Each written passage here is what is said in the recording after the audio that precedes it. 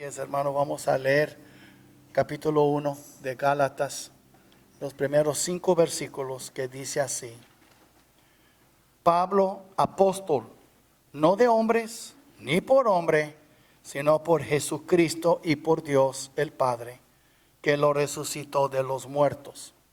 Y todos los hermanos que están conmigo a las iglesias de Galacia, gracia y paz sean a vosotros, de Dios el Padre y de nuestro Señor Jesucristo, el cual se dio a sí mismo por nuestros pecados, para librarnos del presente siglo malo, conforme a la voluntad de nuestro Dios y Padre, a quien sea la gloria por los siglos de los siglos.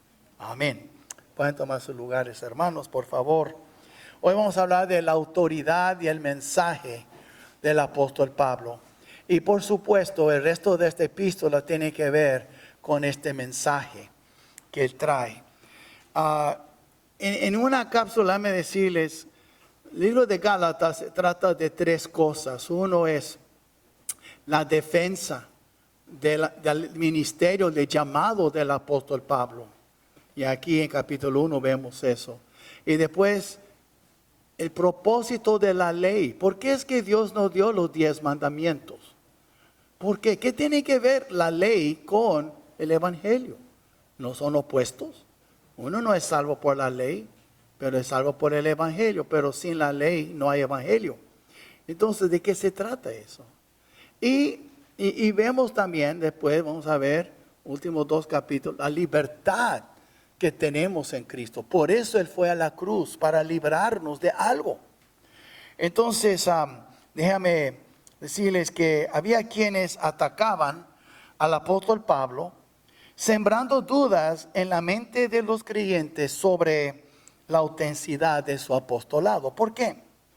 Sabían que si podían atacar su persona, atacar su llamado, atacarían su mensaje. ¿Y cuál era el mensaje de ellos? Lo van a ver ahorita ahí en la pantalla. Simplemente el mensaje es que la fe en Cristo y la ley de Moisés es lo que trae salvación. Será como 2 y 2 es 4. Ellos dicen, sí, hay que poner la fe en Cristo, pero también la ley de Moisés tiene que hacerse judío para poder ser salvo, porque es la salvación de los judíos. Y cuando tú pones tu fe en Cristo y tú tienes la ley de Moisés, tú cumples con la ley de Moisés, serás salvo. Entonces Pablo en esa epístola está con mucho ardor en su corazón, está peleando contra eso. Pero ellos sabían que si podían atacar, Pablo predicó nada más la fe en Cristo, es lo que salva. Nada de y la ley de Moisés. Entonces ellos sabían que se podía atacar a Pablo y sembrar dudas en la mente de la gente, de los Gálatas. Entonces también tendría dudas sobre su doctrina. Y Pablo sabía que era mucho más que algo personal. El evangelio dependía mucho sobre estas cosas. Entonces eso no es por eso, si usted mira más adelante en capítulo 1 de Gálatas, dice aquí en versículo 6, que va a ser la semana próxima: estoy maravillado de que tan pronto os hayáis alejado del que os llamó por la gracia de Cristo. Ahora mire, para seguir un evangelio diferente. ¿Ves? No que haya otros, sino que hay algunos que os perturban y quieren pervertir el evangelio de Cristo. ¿Y qué dice Pablo si eso pasa? Mas si aún nosotros o un ángel del cielo os anunciare otro evangelio diferente del que os hemos anunciado, sea anatema, es decir, sea separado de Cristo, que sea condenado por toda la eternidad, y que decir anatema, que vas a quemar el infierno o lago de fuego por toda la eternidad. Eso es la severidad, eso es lo serio, lo solemne de este tema. Entonces el apóstol escribió esta carta para simplemente advertir y a la vez amonestar a los Gálatas, porque ellos sabían mejor. Entonces vemos ahora aquí el ministerio, en versículos 1 y 2, el ministerio del apóstol Pablo. ¿Por qué? Tiene que ahora defender su ministerio también. Y más adelante él habla de eso. Eso más es un sumario de lo que va a tratar en la epístola.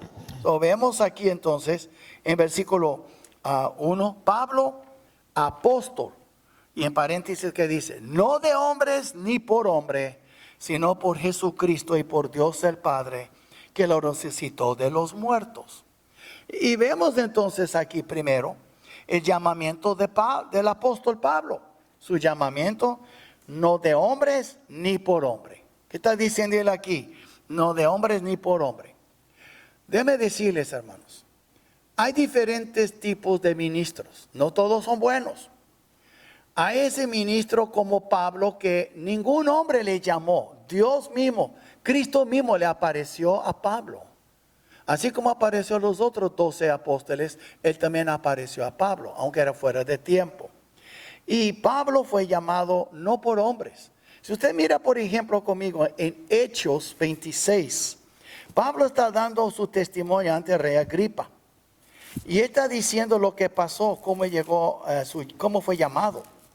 Y en Hechos 26, y usted mira aquí que Cristo está hablando con él, está dando su testimonio, y versículo 15 dice, yo entonces dije, ¿quién eres, Señor? Y el Señor le dijo, yo soy Jesús, a quien tú persigues.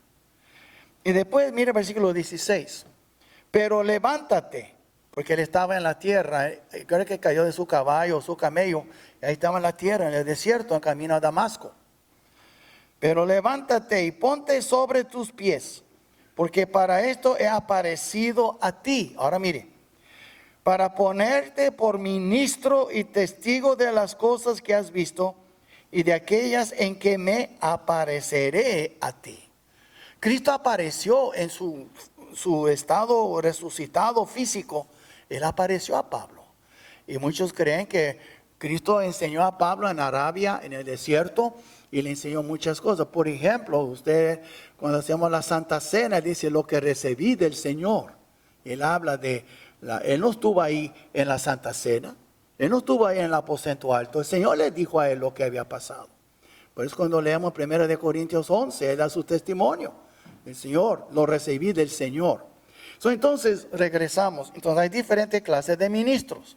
Hay aquellos como Pablo, que fue llamado directamente por el Señor, y también los discípulos, los 12 discípulos, Pedro, Juan, Jacobo, Mateo, Leví, todos estos, Andrés, fueron llamados directamente por el Señor. Nadie impuso la mano sobre ellos.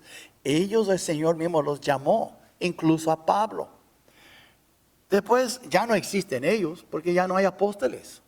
Aunque algunas iglesias dicen son apostólicas, no son apóstoles. La Biblia nos da muchas, en Hechos y también en Corintios nos dice las calificaciones de un apóstol. Pero no para perder el tiempo buscando acá, para allá lo voy a decir. Uno tenía que haber andado con Jesús, tenía que haberlo visto personalmente y tenía que haber sido ungido y poder hacer milagros. Y nosotros sabemos que los apóstoles hoy, a menos que tengan más de 2000 años, no anduvieron con Jesús. No hay apóstoles hoy en día, hermanos. Los que se llaman apóstoles se equivocan, no conocen la Biblia o están engañando a la gente. ¿Okay? Y Pablo era uno, él dijo un abortivo, uno nacido fuera de tiempo, porque él no anduvo con los 12. Pero el Señor le apareció a él, hasta dijo, y apareceré. El Señor le apareció a Pablo. Y vemos entonces que no era de hombre. Después hay otro grupo de siervos de Dios que sí también son llamados por Dios y por los hombres, como yo soy uno de ellos. Un pastor que recibe llamado, o puede ser un evangelista o misionero, pero uno que recibe un llamado por Dios. Y la iglesia reconoce que este hombre es uno llamado por Dios. Entonces dan la bendición, le imponen las manos, oren por él. Puede ser encomendarlo en la obra misionera, o un pastor que lo ordenan, o un evangelista. Entonces, es por hombres y por Dios. La iglesia no llama al pastor, es Dios que llama al pastor. Pero la iglesia da su aprobación que sí, este es un hombre de Dios. Entonces, es llamado por hombre y por el Señor, ¿se ves? Y después hay los falsos, que no son llamados ni por el Señor ni por la iglesia, han engañado a la iglesia, porque hay espíritus engañadores, hay demonios que engañan y hay doctrinas de demonios. Y estos son los que son, como dice en Corintios, ministros de Satanás, son ministros fraudulentos, porque Satanás mismo puede aparecer, dice, como un ángel de luz a estos ministros. Y después hay otros que ni la iglesia ni Dios les llamó, ni el diablo, ellos mismos se llamaron. Y ellos son los que son jinetes solitarios, ellos se llamaron. Y no hay ninguna aprobación por medio de la iglesia, nadie se da cuenta que él dice que fue llamado, pero no hay prueba. Entonces, tenemos que cuidar, pero el apóstol Pablo era un ministro llamado por Dios, no por hombre. Nada que ver el hombre con su llamado. Él era como los 12, él fue llamado directamente por el Señor.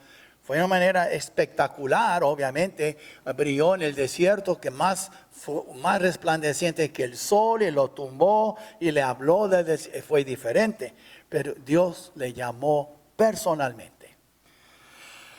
Y fue llamado también a proclamar libertad a los pecadores. ¿Sabe lo que él dijo en Hechos 26 cuando estaba ante el rey Agripa? Mira otra vez en Hechos 26, porque dice mucho ahí acerca de su propio testimonio. En Hechos 26, en versículo 18, él dice así, Cristo le está hablando todavía, para que abra sus ojos, para que se conviertan de las tinieblas a la luz, hablando de la gente, los pueblos, y de la potestad de Satanás a Dios, para que reciban por la fe que es en mí, hablando Cristo a él, perdón de pecados y herencia entre los santificados. ¿Qué es herencia? Recuerda que somos coheredores con Cristo. Vamos a heredar mucho en el cielo.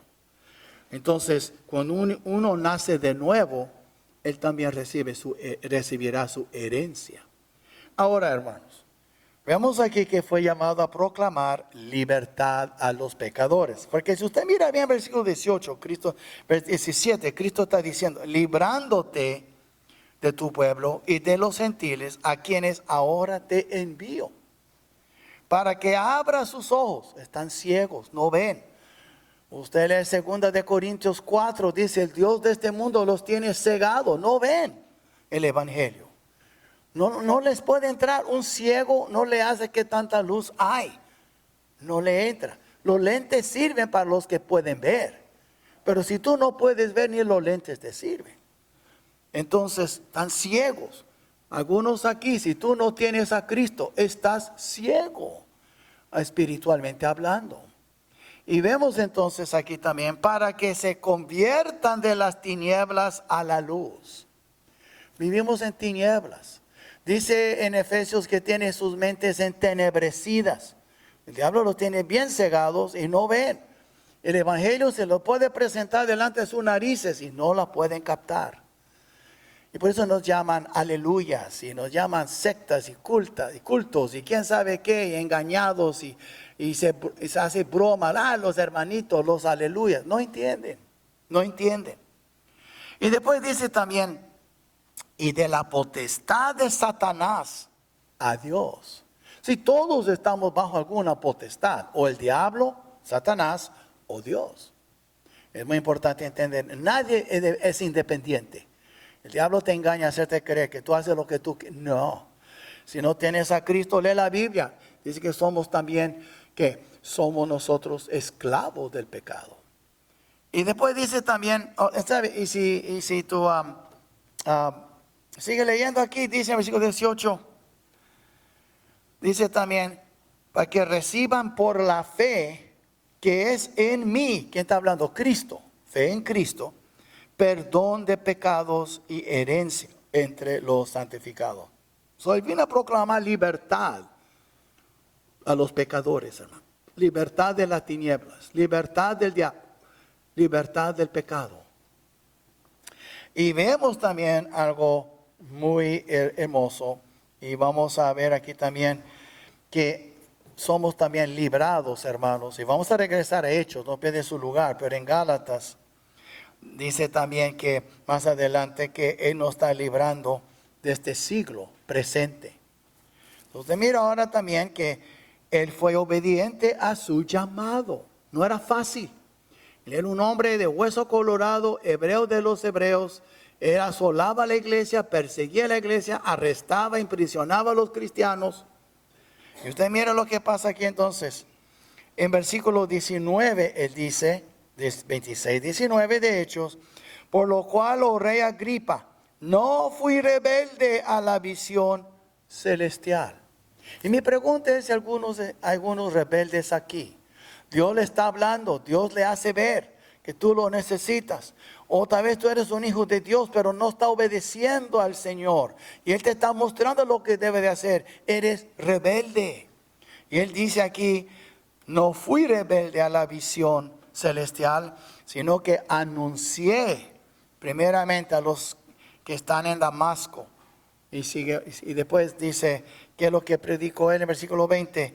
Y a los gentiles que se arrepintiesen y se convirtiesen a Dios, haciendo obras dignas de arrepentimiento. ¿Lo ven ustedes? Eso es lo que hizo Pablo. Entonces está explicando aquí, en capítulo 1, versículo 1 de Gálatas, hey, yo soy apóstol, pero no por hombre ni de los hombres, ni de hombres ni por hombre. Dios me llamó. Y yo fui obediente al llamado. No fui rebelde. Eso es el ministerio, el llamamiento del apóstol. Ahora, ¿cuál era su método? ¿Cómo él iba a lugar a lugar? Porque él levantó muchas iglesias. Él iba para acá, iba por allá, iba a todas partes diferentes. Mira las epístolas. Filipos, él fue el que llevó el evangelio a Filipos. Recuerdo su primer convertido fue Lidia, una mujer que vendía púrpura. Y después, ¿quién? El carcelero de Filipos. Entonces, él levantó la iglesia en Filipos, escribió a los filipenses. Él levantó la iglesia en Galacia, está escribiendo a los Gálatas. Él levantó la iglesia en Corinto, era el padre en la fe de ellos. Él escribió a los corintios. Y ven ustedes, las epístolas tienen mucho que ver con sus viajes misioneros. Él levantó iglesias, la de Éfeso, a los efesios. Él era el padre en la fe de muchos. Él era plantador de muchas iglesias. Pero una cosa tenemos que entender. El apóstol nunca salía solo. Él no era como se dice, él siempre se rodeaba de guerreros espirituales.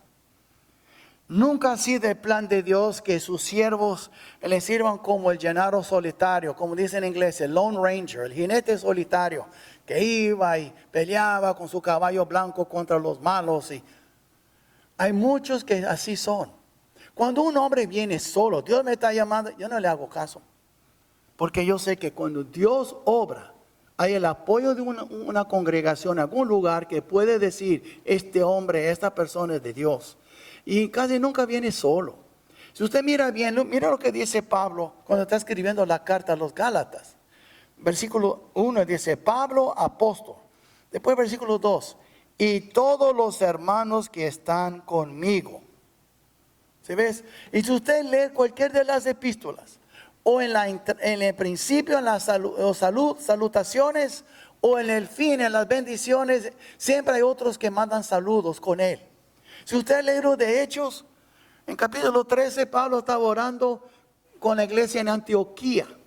Estaban ayunando, orando, y el Espíritu Santo les habló a los ancianos, apartadme a Bernabé y a Saulo para la obra que tengo para ellos. Ellos oraron y bendijeron a Saulo para su viaje, a Pablo, y él fue con Bernabé. Pero después también fue Timoteo, fue el doctor, el médico Lucas, fue Silas, fue Tíquico. Usted leer y ver hasta Juan Marcos alguna vez. Y usted puede ver que Pablo nunca salió solo. Él es el más famoso de todos estos. Pero hoy en día hay mucha gente que ellos mismos son impacientes, no puede esperar que una iglesia lo reconoce, ya quieren servir y a veces salen de las iglesias, aquí no me reconocen, yo voy a servir. Es puro impaciencia y arrogancia. Y un ministro llamado por Dios ha aprendido a esperar en Dios y que Dios obra por medio de la iglesia. ¿Okay? Ya no hay apóstoles hoy. Cuando yo fui llamado, hermano, voy a decir la verdad, años para atrás, tenía recién convertido, Dios me llamó. Yo no puedo decir que hubo un tiempo que yo no fui llamado. Cuando Dios me llamó, me salvó, me llamó para servirle. La iglesia donde yo iba, el pastor me dio oportunidad para predicar. Y en aquel entonces había servicio en las noches, no éramos muchos, nada más 500, 600, porque había 1200, 1400 en la mañana. Me dio predicar en las noches, me dio oportunidades. Otra persona en la iglesia me vio, hey, ¿por qué no ven conmigo? Yo voy a la juvenil y predico, ¿por qué no va conmigo? Y yo fui a predicar a la juvenil en Virginia, y poco a poco, y después, pues, el mismo pastor sugirió una escuela para mí. Yo fui a Chicago a estudiar, Instituto Bíblico de Moody. Yo ni estaba buscando iglesia, estaba visitando. Hubo un misionero ahí. Y se dio cuenta que yo estaba ahí visitando. Él sintió que yo podía predicar. Me invitó a predicar en una iglesia. Yo pensé, bueno, porque no está el pastor, Día de las Madres, yo voy a predicar, ok, en la iglesia hispana, en Chicago. Me volvió a invitar, esa vez estaba el pastor, algo anda sospechoso aquí. Me di cuenta que era un interino, estaba buscando pastor, me llamaron para ser su pastor. Yo ni sabía. Y que era yo un candidato para ser pastor. Nada más fui y prediqué y me llamaron como pastor. Pero aquí está la cosa. Yo nunca vine y dije, yo soy pastor, No, la iglesia se dio cuenta. Si tú eres una persona, digo eso a todos los hombres que están aquí, mujeres también, porque Dios también usa mujeres en el ministerio, no como pastor, pero otras áreas. Cuando Dios te llama a hacer algo, hay esa aprobación en la iglesia se da cuenta cuando usted tiene ese llamado. Pero por eso digo, es muy importante. Entonces, él nunca fue solo. Él fue con la bendición de él. Él fue llamado solo. Dios le puso como apóstol. Pero la iglesia se dio cuenta luego. Y él tuvo otros que iban con él. Porque también uno que es llamado quiere enseñar a otros también cómo servir al Señor. Y después vemos también el mensaje del apóstol Pablo. Recuerda que querían atacarle a él. Ahora querían atacar su mensaje. Pero no podían atacar al mensaje antes de atacarle a él. Hermano, eso pasa mucho. Hasta tal vez en la política. Cuando un político tiene buenas pólizas, lo que hacen entonces, aunque su póliza es buena, atacan su persona. No, este es así, no hay nada que ver con las pólizas. Puede tener buenas pólizas, pero atacan su persona. Entonces la gente que son muy superficiales en vez de pensar en el mejor para su estado, lo mejor para su país, piensan, me cae gordo porque en vez de ¿cuáles son sus pólizas primero? Porque hay algunos que son muy lindos como el diablo, muy como un ángel de luz, pero sus pólizas son veneno para la sociedad. Y muchas veces la gente no se da cuenta. Y es lo mismo en la iglesia. A veces hay pastores que predican bien, pero ya alguien sembró dudas y ya no le tiene confianza en el pastor y no le hace lo que él dice porque ya perdieron confianza y respeto por él. Y eso es lo que pasó con Jesús, hasta lo crucificaron. Eso pasó con Pablo, lo dieron el látigo y lo pusieron a la cárcel. Trataron de atacar su persona, su manera de, quién era él, su carácter. Entonces, ahora era el mensaje. Y vemos entonces aquí, él dice aquí primero, gracia y paz. Él dice aquí en versículo 3, gracia y paz sean a vosotros de Dios el Padre y de nuestro Señor Jesucristo. Ahora, tome en cuenta que esas dos palabras, gracia y paz, aunque era muy común en aquel entonces, gracia era más para la cultura griega, paz era más para la cultura judía, pero Pablo lo usó de una manera teológica, doctrinal, nada más para saludar. El Espíritu Santo guió a Pablo para usar esa palabra. ¿Y por qué? Hermanos, recuerden lo que dice en Efesios 2:8.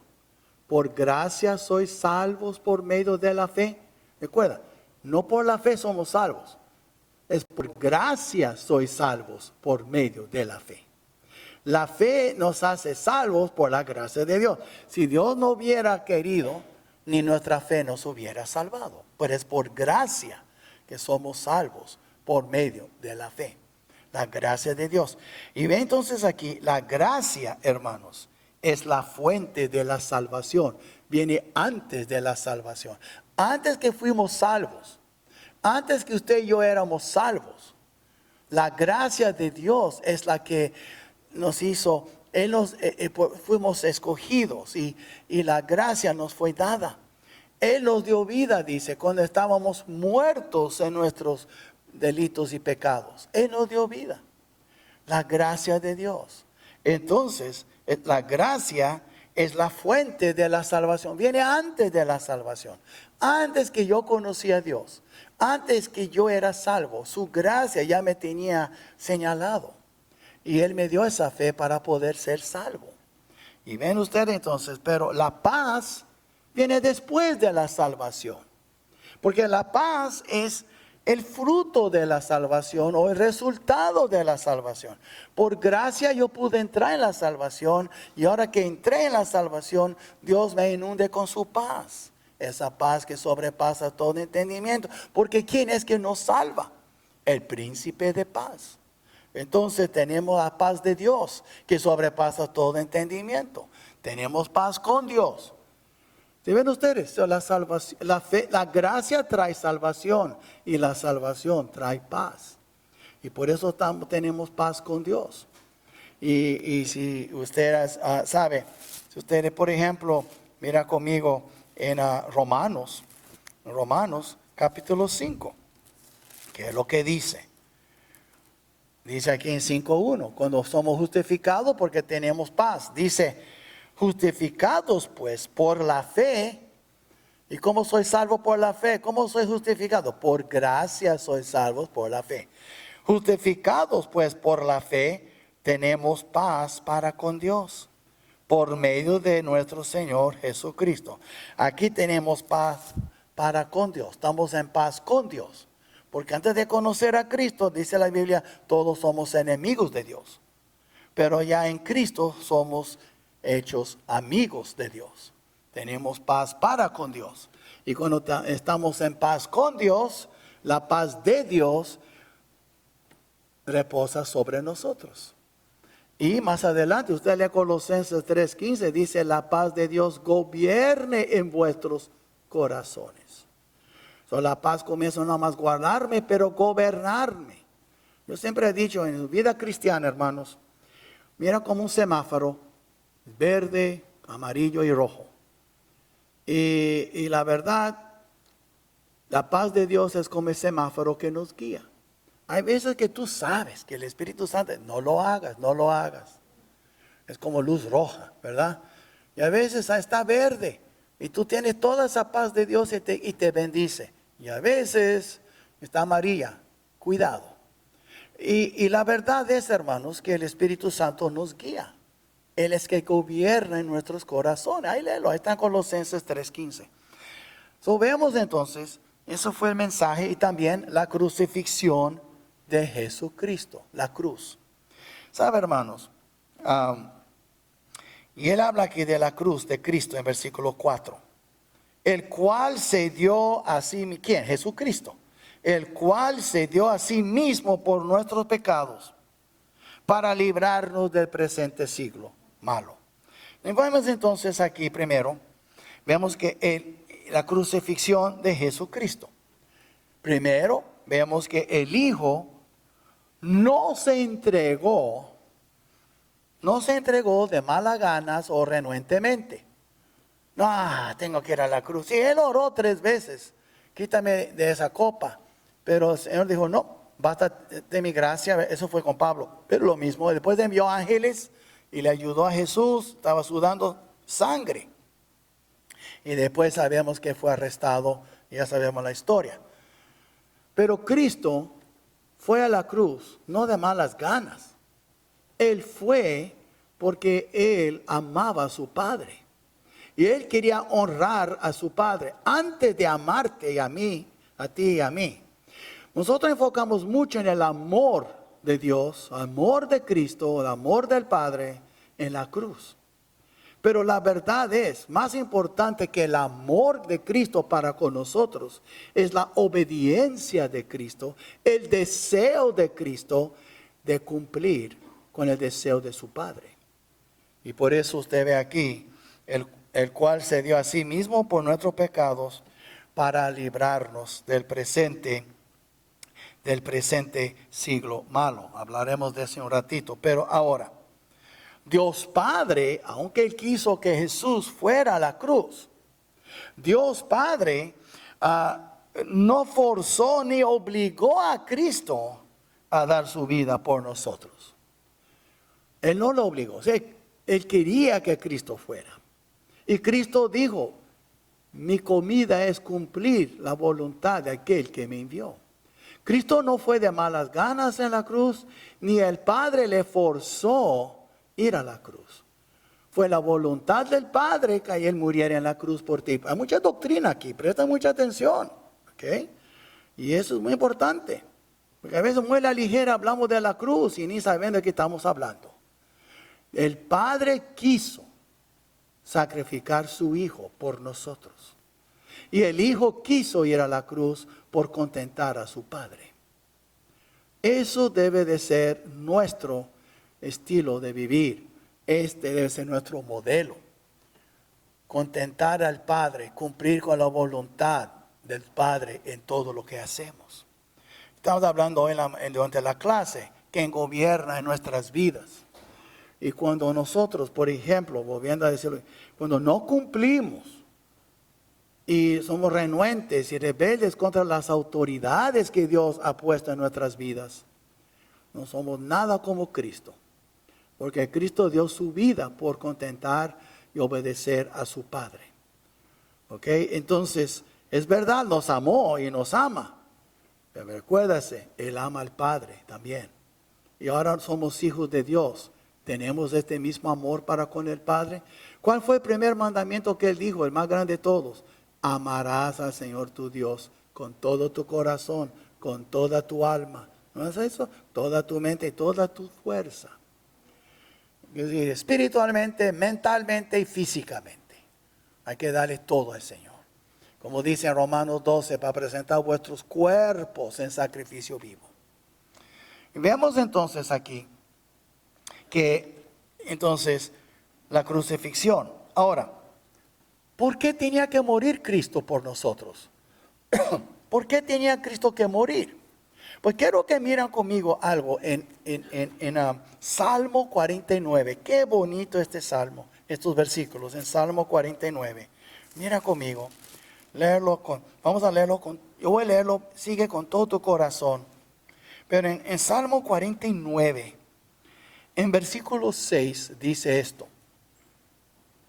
Los que confían en sus bienes y de la muchedumbre de sus riquezas se jactan. Hay gente con mucho dinero, hermanos. Hay gente que confía en su dinero. Y ni tiene que tener tanto para confiar en el dinero. Pero hay muchos ricos que se jactan. Ninguno de ellos podrá en manera alguna redimir al hermano ni dar a Dios su rescate. Es decir que uno no puede salvar a otro. Hablando espiritual, con todo su dinero no tiene para el rescate. En inglés es ransom. El rescate es como si alguien secuestra a un ser querido. Danos $10,000. No hay dinero que tú puedes pagar. No hay lo que tú puedes hacer por rescatar tu alma. Dice aquí ahora versículo 8. Versículo 7. Ninguno de ellos podrá en manera alguna redimir al hermano ni dar a Dios su rescate. Porque la redención de su vida es de gran precio y no se logrará jamás. So, usted mira a alguien como Elon Musk, que es el hombre más rico del mundo, tiene 240 billones, miles de millones de dólares. Uno cree que Trump es rico, él más tiene 7 billones, este otro tiene 240 billones. Y otro, Bill Gates, él tiene como 200 billones. Miles de millones, tiene más de lo que pueden gastar en la vida. No tiene suficiente para rescatar una alma. Y aquí dice en versículo 8, ¿por qué?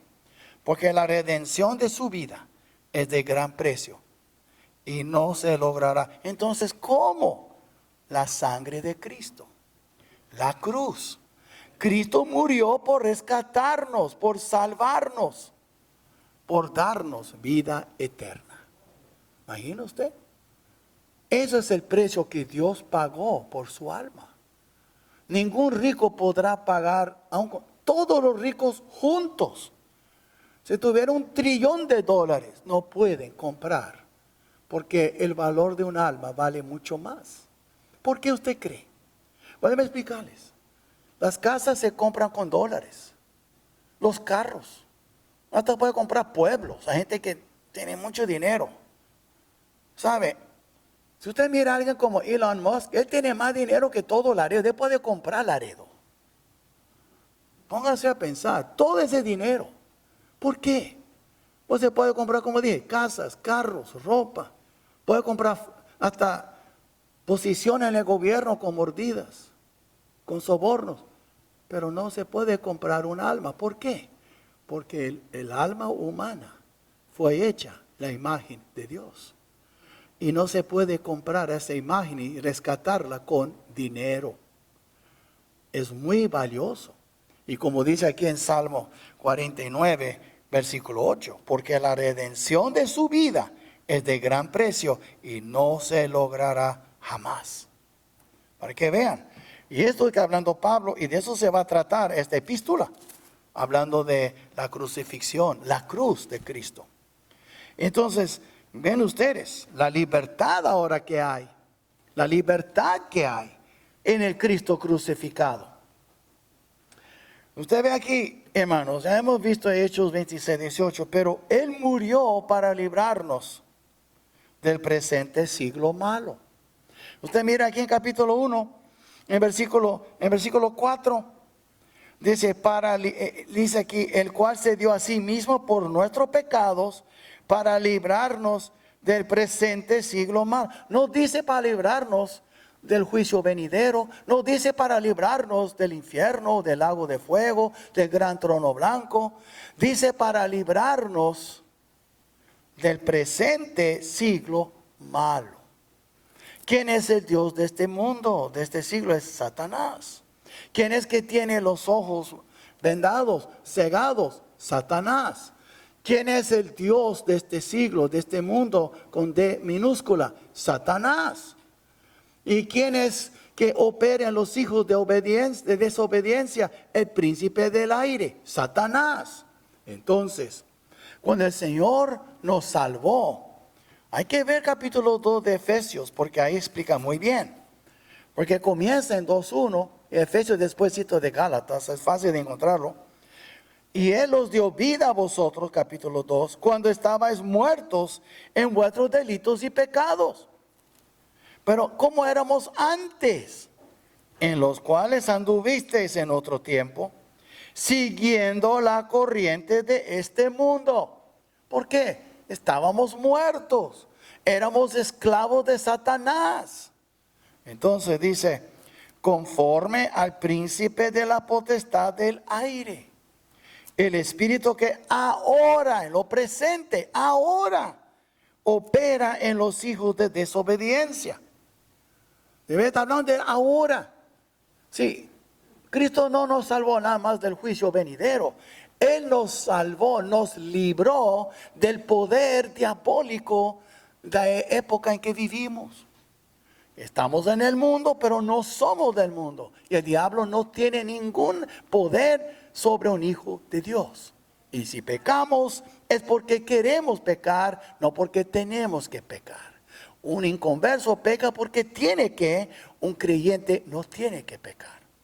Entonces vemos aquí, versículo 3, entre los cuales también todos nosotros vivimos en otro tiempo en los deseos de nuestra carne, haciendo la voluntad de la carne y de los pensamientos, y éramos por naturaleza hijos de ira. Sí, muchos dicen en el mundo, oh, Dios es un Dios de amor.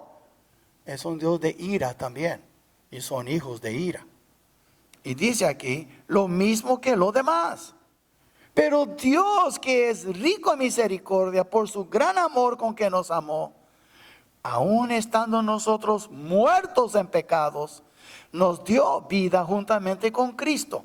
Después en paréntesis, no por fe, por gracia sois salvos. So, vemos ahora, regresamos a Gálatas 1. Quiero que entiendan que Pablo nos está dando aquí una introducción para que sepamos cómo de veras se va a seguir con esta epístola. Ven ustedes, Él murió para librarnos. Y déjenme decir, el cristianismo es una religión de rescate, de liberación. ¿Saben ustedes? Yo voy a dar 3 lugares en el libro de Hechos que tienen la misma palabra en el griego que se encuentra aquí en versículo 4. En versículo 4 dice, para librarnos del presente siglo. Recuerda, hermanos, mira conmigo en Hechos 3 lugares, vamos a ver bien rápido. Es la misma palabra en griego que se encuentra aquí en Gálatas. En capítulo 7, cuando Esteban está predicando de la huida de los israelitas de salida de Egipto. Y usted mira 7:34. ¿Qué pasa?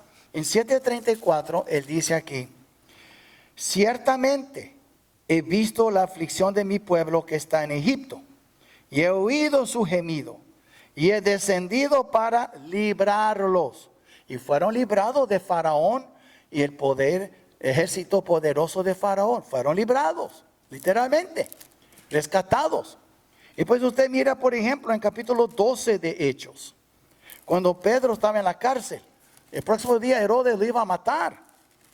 Y dice en capítulo 12, y vamos al versículo 11, dice, entonces Pedro, volviendo en sí, dijo, ahora entiendo verdaderamente que el Señor ha enviado su ángel y me ha librado de la mano de Herodes. Ven ustedes, un ejército los estaba persiguiendo y Dios obró y los libró de Faraón y su ejército. Aquí él estaba en una prisión y las puertas se abrieron solas y el ángel les salvó y los libró de Herodes que le iba a matar. Él estaba en la prisión. ¿Y cuál es el otro? Pues mira conmigo 23:27 de Hechos. 23:27 de Hechos. Y mira lo que dice. Y dice, a este hombre, hablando ahora, este es una de los centuriones hablando a su jefe. Dice, a este hombre aprehendido por los judíos y que iban ellos a matar, lo libré yo acudiendo con la tropa, habiendo sabido que era ciudadano romano. Los judíos querían despedazar y matar a Pablo, pero el centurión le salvó la vida con sus tropas. Y ahí lo sacó de las garras de sus enemigos, lo libró. Entonces cuando regresamos en Gálatas, nada más hay 4 lugares en el Nuevo Testamento donde se encuentra esa palabra, en la forma griega, librar. Y ahora aquí está la 4. El Señor nos libró de este siglo malo en que vivimos. Nos libró. ¿Ok? Entonces, ¿qué quiere decir eso? Hermanos, este mundo es malo. Usted lee la Biblia. Hay cosas buenas en el mundo, pero en general el mundo está en rebelión contra Dios. Levantan sus propias religiones, si son religiosos. Y a los que no son, levantan sus manos contra Dios, contra el cielo. No lo quieren. Quieren hacer lo que da la gana. Quieren hacer sus propias leyes. Hacen cosas que no son buenas. Un ejemplo, el aborto. El aborto, hermano, es asesinar niños. No hay otra palabra, es matar niños. Y es legal en muchos lugares. Hasta ahora, hermanos, muchos estados, tú puedes matar a un niño hasta 9 meses. Si un día antes de nacer la madre quiere matarlo, lo mata. Y es un aborto, no es matar. ¿Cómo que no?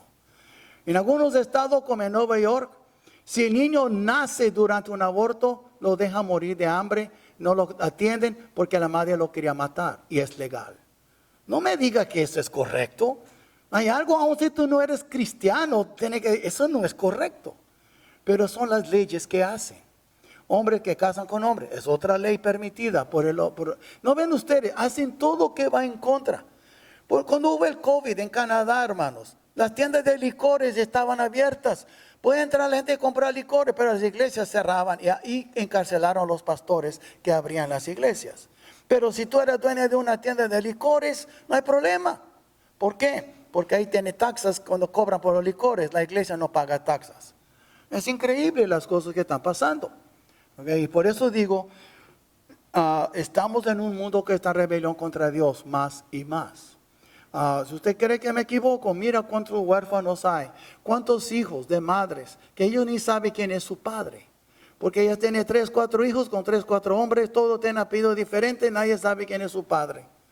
Y eso es la manera, y Dios dijo no es así. Él hizo un hombre y una mujer para que tuvieran hijos y ellos criaran sus hijos. Pero vemos entonces, el mundo está en contra de Dios.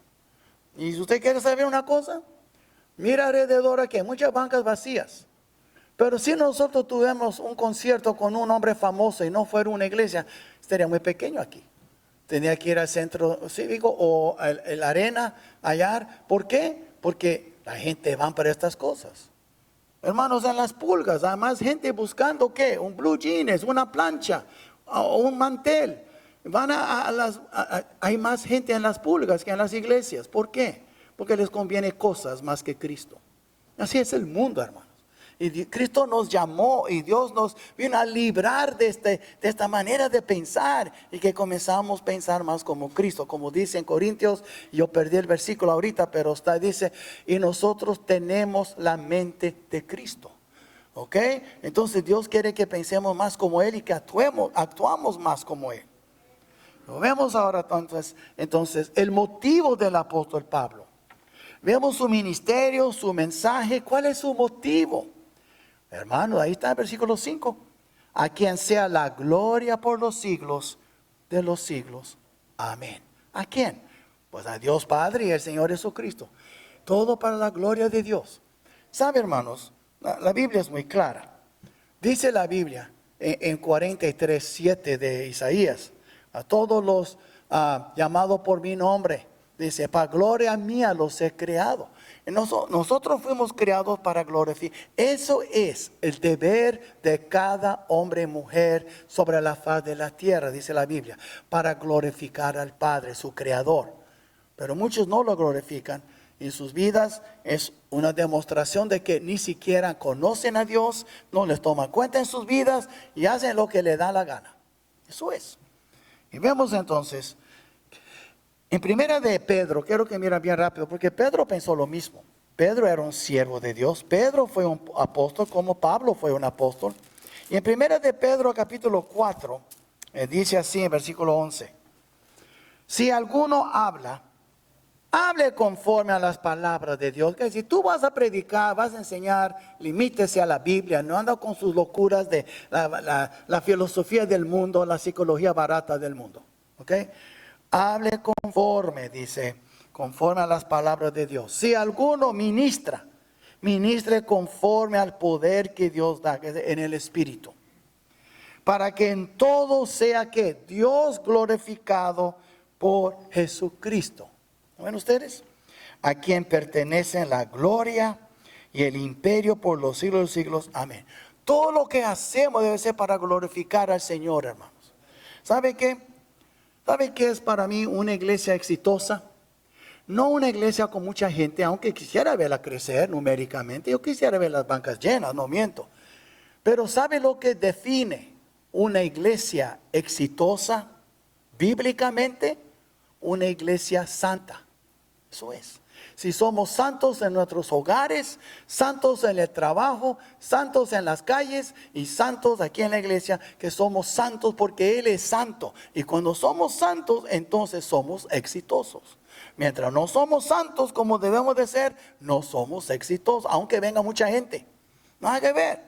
Porque muchas iglesias como un teatro, muchos van por tradición, como la iglesia católica, y muchos van como teatro, como muchas iglesias carismáticas. Pero el hecho es, el éxito de una vida, el éxito de una iglesia es su piedad.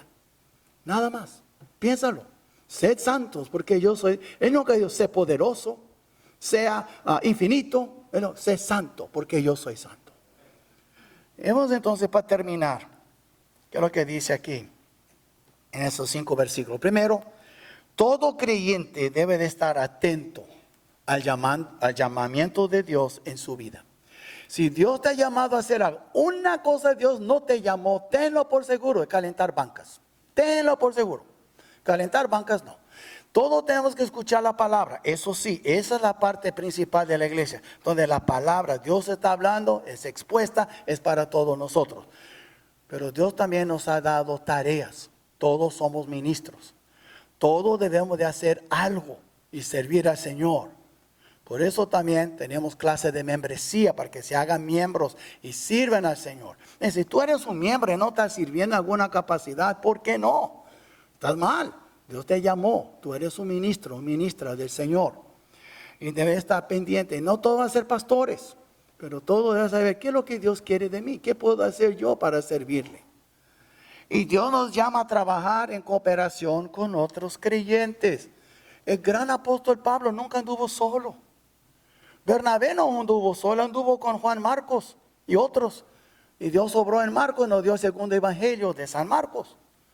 Y veamos que nunca un ministro de Dios o hermana, nunca nos deja trabajar solos. Cuando el Señor envió a los discípulos, los primeros 12, era 2 por 2. Envió a los 70, 2 por 2.